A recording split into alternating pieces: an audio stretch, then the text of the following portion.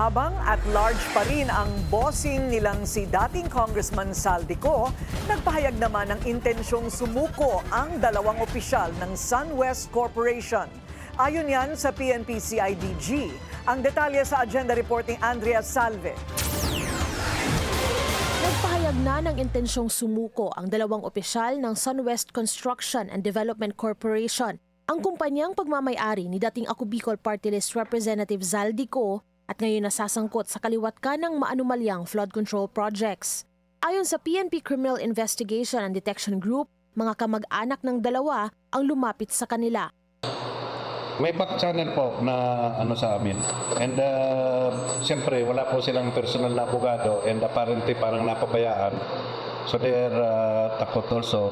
We're trying to... If they're listening right now, total na gano'n naman po kayo. We assure them na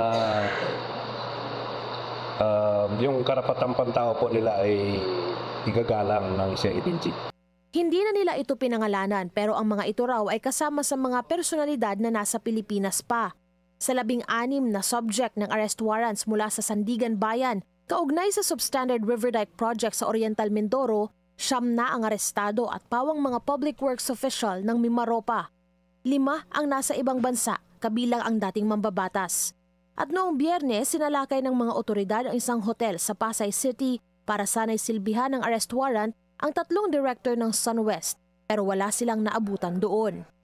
But you know, there is a warrant of arrest, hindi po kami makakapaghintay niyan. Kung maunahan namin silang mahuli, that's fine. Ang natitirang at-large naman na DPWH official na si Timojan Sakar ay nasa Israel, batay sa huling impormasyon na hawak ng CIDG. Para sa agenda, Andrea Salve, Billionaire News Channel.